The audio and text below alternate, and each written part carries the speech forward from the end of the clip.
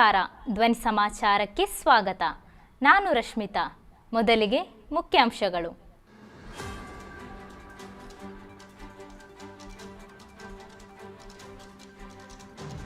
Soviet ಒಕ್ಕೂಟದಂತೆಯೇ ಅಮೆರಿಕವು ಪತನವಾಗಲಿದೆ, Hamas ಎಚ್ಚರಿಕೆ.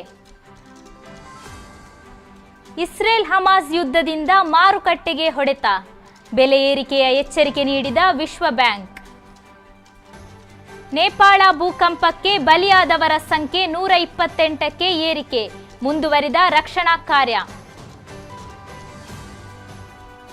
ತುಲಾಭಾರದ ವೇಳೆ ಕಳಚಿ ಬಿದ್ದ ತಕ್ಕಡಿ ಹಗ್ಗ, ಅಪಾಯದಿಂದ ಪಾರಾದ ಪೇಜಾವರ ಶ್ರೀ.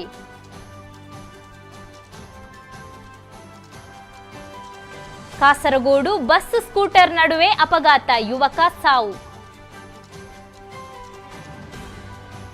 ಕುಂಬಳೆ 10.14 ಗ್ರಾಂ MDMA ವಶ, ಓರ್ವ ಸೆರೆ.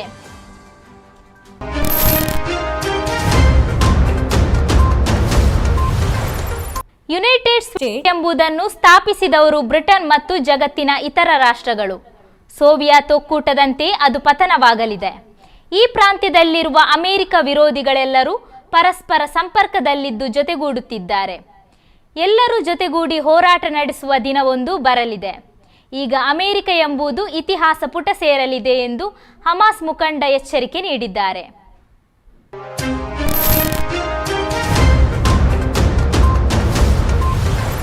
ಕಳೆದ 25 ದಿನಗಳಿಂದ ಇಸ್ರೇಲ್ ಮತ್ತು ಹಮಾಸ್ ನಡುವೆ ಯುದ್ಧ ನಡೆಯುತ್ತಿದ್ದು, ಯುದ್ಧದ ಕಾವು ಗಾಜಾದ ಹೊರಗೆ ಪಶ್ಚಿಮ ಏಷ್ಯಾಕ್ಕೂ ವಿಸ್ತರಿಸುತ್ತಿದೆ. ಇದರಿಂದಾಗಿ ಕಚ್ಚಾ ತೈಲ ಸೇರಿದಂತೆ ಇತರ ಸರಕುಗಳ ಬೆಲೆಯಲ್ಲಿ ಭಾರೀ ಏರಿಕೆಯಾಗಬಹುದು ಎಂದು ವಿಶ್ವ ಬ್ಯಾಂಕ್ ತನ್ನ ವರದಿಯಲ್ಲಿ ಎಚ್ಚರಿಕೆ ನೀಡಿದೆ. ಯುದ್ಧದಿಂದಾಗಿ ಜಾಗತಿಕ ತೈಲ ಪೂರೈಕೆಯಲ್ಲಿ ಸಮಸ್ಯೆಗಳಾಗಬಹುದು ಎಂದು ವಿಶ್ವ ಬ್ಯಾಂಕ್ ಹೇಳಿದೆ.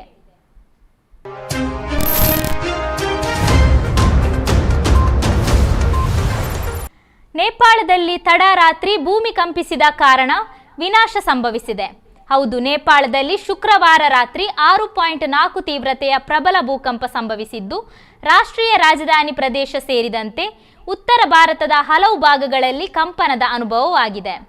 ಸುದ್ದಿ ಸಂಸ್ಥೆ ರಾಯ್ಟರ್ಸ್ ಪ್ರಕಾರ ಶುಕ್ರವಾರ ಮಧ್ಯರಾತ್ರಿಯ ಮೊದಲು ವಾಯುವ್ಯ ನೇಪಾಳದ ಜಿಲ್ಲೆಗಳಲ್ಲಿ ಪ್ರಬಲ ಭೂಕಂಪ ಸಂಭವಿಸಿ ಕನಿಷ್ಠ 128 ಜನರು ಸಾವನ್ನಪ್ಪಿದ್ದಾರೆ ಮತ್ತು ಹಲವಾರು ಮಂದಿ ಗಾಯಗೊಂಡಿದ್ದಾರೆ. ಇನ್ನು ಈ ಭೂಕಂಪದಿಂದ ಮೃತಪಟ್ಟವರ ಸಂಖ್ಯೆ ಮತ್ತಷ್ಟು ಹೆಚ್ಚಳವಾಗುವ ಸಾಧ್ಯತೆ ಇದೆ ಎನ್ನಲಾಗಿದೆ.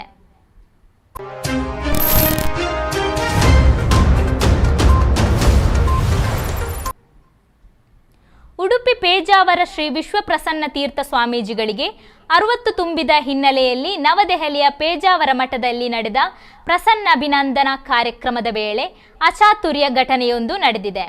ನವದೆಹಲಿಯಲ್ಲಿರುವ ಸ್ವಾಮೀಜಿಗಳು ಚತುರ್ಮಾಸ್ಯ ಕಾರ್ಯಕ್ರಮ ಪೂರ್ಣಗೊಳಿಸಿ ಬಂದಿದ್ದು, ಹೀಗಾಗಿ ಭಕ್ತರು ತುಲಾಭಾರ ಸೇವೆ ನಡೆಸುತ್ತಿದ್ದಾಗ ಈ ಘಟನೆ ನಡೆದಿದೆ.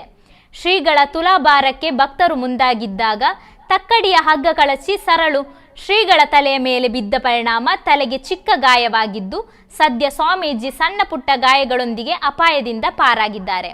ಘಟನೆ ಬಗ್ಗೆ ಪ್ರತಿಕ್ರಿಯೆ ನೀಡಿರುವ ಸ್ವಾಮೀಜಿ, ತಕ್ಕಡಿ ತಲೆಯ ಮೇಲೆ ಬಿದ್ದು ಸಣ್ಣ ಗಾಯವಾಗಿತ್ತು, ಈಗ ಗಾಯ ಮಾಸಿದ್ದು ಆರಾಮವಾಗಿದ್ದೇನೆ, ಭಕ್ತರು ಗಾಬರಿ ಪಡಬೇಕಾದ ಅವಶ್ಯಕತೆ ಇಲ್ಲ ಎಂದು ಸ್ಪಷ್ಟಪಡಿಸಿದ್ದಾರೆ.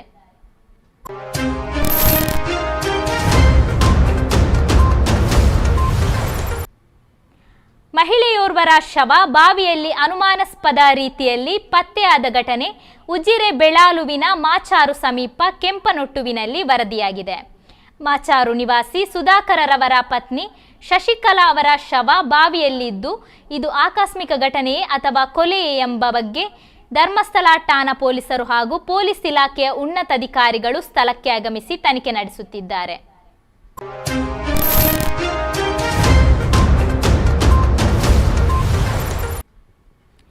ಮಂಗಳೂರು ಅಪ್ರಾಪ್ತ ವಯಸ್ಸಿನ ಬಾಲಕಿಯ ಮೇಲೆ ಅತ್ಯಾಚಾರವೆಸಗಿದ ಆರೋಪಿಗೆ 20 ವರ್ಷಗಳ ಕಠಿಣ ಸಜೆ ವಿಧಿಸಿ ನ್ಯಾಯಾಲಯ ತೀರ್ಪು ನೀಡಿದೆ.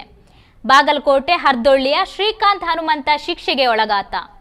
ಸಂತ್ರಸ್ತ ಬಾಲಕಿಯು ಬಜ್ಪೆ ಪೊಲೀಸ್ ಠಾಣಾ ವ್ಯಾಪ್ತಿಯ ಕರಂಬಾರು ಗ್ರಾಮದ ಬಾಕ್ಸ್ ಕಂಪನಿಯೊಂದರ ಶೆಡ್ನಲ್ಲಿ ತನ್ನ ಪಾಲಕರ ಜೊತೆ ವಾಸವಾಗಿದ್ದಳು.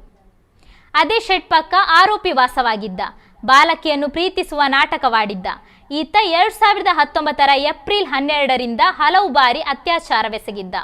ಮಂಗಳೂರಿನ 1ನೇ ಹೆಚ್ಚುವರಿ ಜಿಲ್ಲಾ ಮತ್ತು ಸತ್ರ ನ್ಯಾಯಾಲಯದ ನ್ಯಾಯಾಧೀಶೆ ಮಂಜುಳಾ ಇಟ್ಟಿ ಅವರು ಆರೋಪಿಗೆ 20 ವರ್ಷಗಳ ಕಠಿಣ ಸಜೆ ವಿಧಿಸಿ ಹಾಗೂ ಬಾಲಕಿಗೆ 10.50 ಲಕ್ಷ ರೂಪಾಯಿ ಪರಿಹಾರ ನೀಡುವಂತೆ ಸರ್ಕಾರಕ್ಕೆ ಆದೇಶಿಸಿ ತೀರ್ಪು ನೀಡಿದ್ದಾರೆ.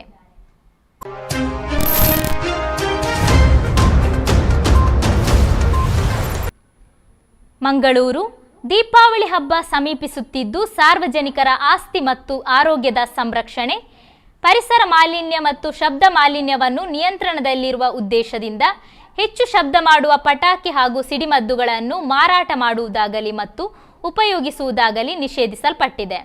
ಆದ್ದರಿಂದ ಸಾರ್ವಜನಿಕರು 125 dB ಅಥವಾ 145 dBಗಿಂತ ಹೆಚ್ಚು ಶಬ್ದ ಮಾಡುವ ಪಟಾಕಿ ಹಾಗೂ ಸಿಡಿಮದ್ದುಗಳನ್ನು ಉಪಯೋಗಿಸಬಾರದು ಎಂದು ಜಿಲ್ಲಾಧಿಕಾರಿ ತಿಳಿಸಿದ್ದಾರೆ.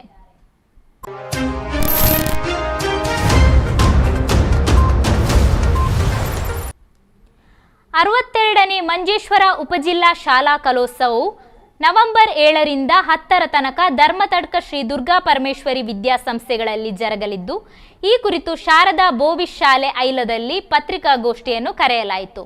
ಮಂಜೇಶ್ವರ ಉಪಜಿಲ್ಲಾ ವಿದ್ಯಾಧಿಕಾರಿ ಶ್ರೀ ಜಿತೇಂದ್ರ ಮಾತನಾಡಿ, ಧರ್ಮತಡ್ಕದ ಶ್ರೀ ದುರ್ಗಾ ಪರಮೇಶ್ವರಿ ವಿದ್ಯಾಸಂಸ್ಥೆಗಳಲ್ಲಿ ನಡೆಯಲಿರುವ ಈ ಉತ್ಸವದ ಪೂರ್ವ ಸಿದ್ಧತೆಗಳು ಭರದಿಂದ ಸಾಗುತ್ತಿದೆ.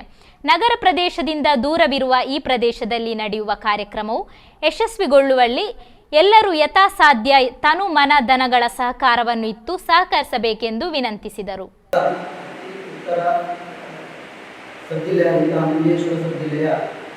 ಈ ವರ್ಷದ ಶಾಲಾ ಕಲೋತ್ಸವವು ಧರ್ಮತಡ್ಕ ಶ್ರೀ ದುರ್ಗಾ ಪರಮೇಶ್ವರಿ ವಿದ್ಯಾಸಂಸ್ಥೆಗಳಲ್ಲಿ ಇದೇ ಬರುವ ನವೆಂಬರ್ 7, 8, 9, 10ನೇ ತಾರೀಕುಗಳ 4 ದಿನಗಳಾಗಿ ನಡೆಯಲಿದೆ.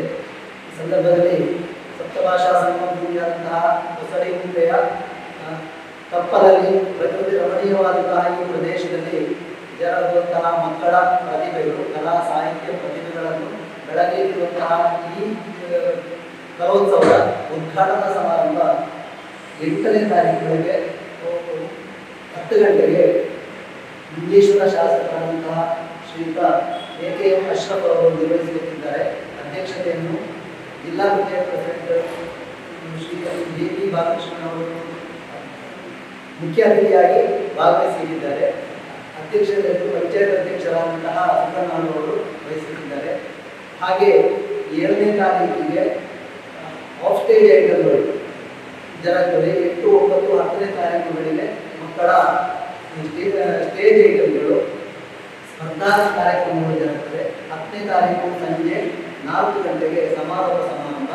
ಇದರ ಸಮಾರೋಪ ಸಮಾರಂಭದ ಉದ್ಘಾಟನೆಯನ್ನು ಶ್ರೀಯುತ ರಾಜಮೋಹನ್ ಮುಂದಿತ್ತಾನ್ ಅವರು ನಿರ್ವಹಿಸುತ್ತಿದ್ದಾರೆ. ಅದೇ ರೀತಿ ಅವರ ಅಧ್ಯಕ್ಷತೆಯನ್ನು ಬ್ಲಾಕ್ ಪಂಚಾಯತ್ ಪ್ರೆಸಿಡೆಂಟ್ ಆದಂತಹ ಶ್ರೀಮತಿ ಸಂಗೀನಾ ಟೀಚರ್ ಅವರು ನಿರ್ವಹಿಸುತ್ತಿದ್ದಾರೆ. ಈ ಎಲ್ಲ ಕಾರ್ಯಕ್ರಮಗಳು ಕೂಡ ಪ್ರತಿ ದಿವಸ ಎಲ್ಲ ಬಂದ ಆಗಮಿಸಿದಂತಹ ಎಲ್ಲ ಮಕ್ಕಳಿಗೂ, ಶಿಕ್ಷಕರಿಗೂ, ಅಧ್ಯಾಪಕರಿಗೂ ಭೋಜನದ ವ್ಯವಸ್ಥೆಯನ್ನು, ಉಪಹಾರದ ವ್ಯವಸ್ಥೆಯನ್ನು ಮಾಡಿ ಅವರನ್ನು ಎಲ್ಲ ರೀತಿಯಲ್ಲೂ ಸತ್ಕರಿಸುವುದಕ್ಕಾಗಿ ಧರ್ಮತಡ್ಕ ಸಿದ್ಧಗೊಂಡಿದೆ, ಸಜ್ಜುಗೊಂಡಿದೆ. ಸುಮಾರು 25 ವೇದಿಕೆಗಳಲ್ಲಾಗಿ ಪ್ರತಿ ದಿವಸಗಳು ಸ್ಪರ್ಧೆಗಳು ಜರುಗುತ್ತದೆ. ಈ ಎಲ್ಲ ಕಾರ್ಯಕ್ರಮಗಳಿಗೂ ತಮ್ಮೆಲ್ಲರನ್ನು ಆದರದಿಂದ ಸ್ವಾಗತಿಸ್ತಾ ಇದ್ದೇವೆ. ನಿಮ್ಮೆಲ್ಲರ ತನು ಮನ ಧನದ ಸಹಕಾರವನ್ನು ಕೋರ್ತಾ ಇದ್ದೇವೆ. ಎಲ್ಲರಿಗೂ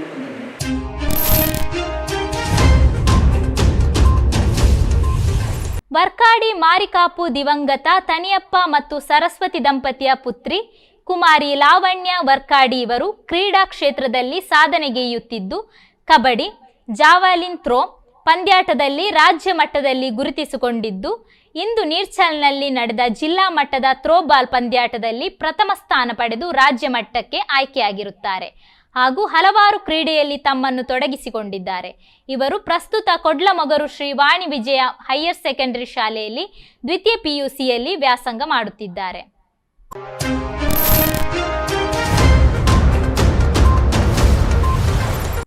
ಕಾಸರಗೋಡು ಬಸ್ಸು ಮತ್ತು ಸ್ಕೂಟರ್ ನಡುವೆ ಉಂಟಾದ ಅಪಘಾತದಲ್ಲಿ ಯುವಕನೋರ್ವ ಸ್ಥಳದಲ್ಲೇ ಮೃತಪಟ್ಟ ಘಟನೆ ವಿಕ್ಕಾನದಲ್ಲಿ ನಡೆದಿದೆ. ಪ್ಲಂಬಿಂಗ್ ಕೆಲಸಗಾರ ಬೆಳ್ಳಾರಿ ಕುಂಡುವಿನ ಶರತ್ ದಾಮೋದರನ್ ಮೃತಪಟ್ಟ ಯುವಕ.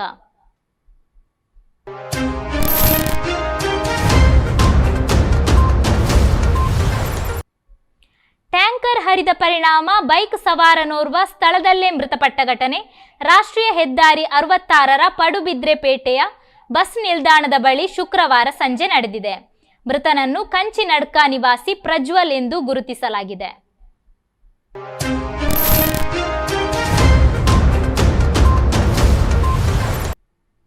ಕುಂಬಳೆ ಬಂಬ್ರಾಣದ ಬಳಿ Kasaragod excise enforcement and anti narcotics special ಸ್ಕ್ವಾಡ್ನ ಸರ್ಕಲ್ ಇನ್ಸ್ಪೆಕ್ಟರ್ ಶಂಕರ್ ಜೆಎ ನೇತೃತ್ವದ ತಂಡ ನಡೆಸಿದ ಕಾರ್ಯಾಚರಣೆಯಲ್ಲಿ ಕಾರೊಂದರಲ್ಲಿ ಸಾಗಿಸುತ್ತಿದ್ದ 10.14 ಗ್ರಾಂ MDMA ಮಾದಕ ದ್ರವ್ಯ ಪತ್ತೆ ಹಚ್ಚಿ ವಶಪಡಿಸಿದೆ. ಬಾಯಿಕಟ್ಟೆಯ ಬತ್ತೇರಿ ನಿವಾಸಿ ಮೊಹಮ್ಮದ್ ಮುಸ್ತಫ್ UM ಎಂಬಾತನನ್ನು ಬಂಧಿಸಿದ್ದಾರೆ.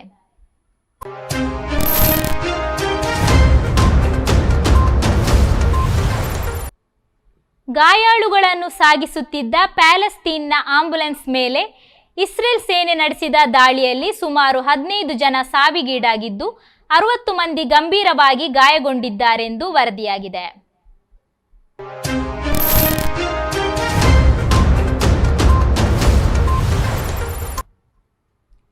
ಮಂಗಲ್ಪಾಡಿ ಸೇವಾ ಸಹಕಾರಿ ಬ್ಯಾಂಕ್ ನಿಯಮಿತ ಶತಮಾನೋತ್ಸವ ಆಚರಣೆ ಹಾಗೂ ಇದರ ಅಂಗವಾಗಿ ಸ್ಥಾಪಕರ ಸದನ ಹಾಗೂ ನೂತನ ಕೇಂದ್ರ ಕಚೇರಿಯ ಉದ್ಘಾಟನಾ ಸಮಾರಂಭ ಇಂದು ಜರುಗಿತು.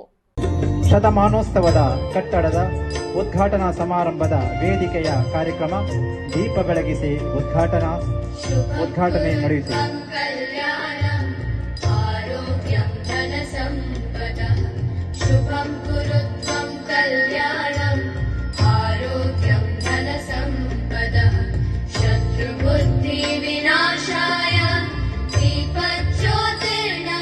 ಅಶ್ರಫ್ ರವರು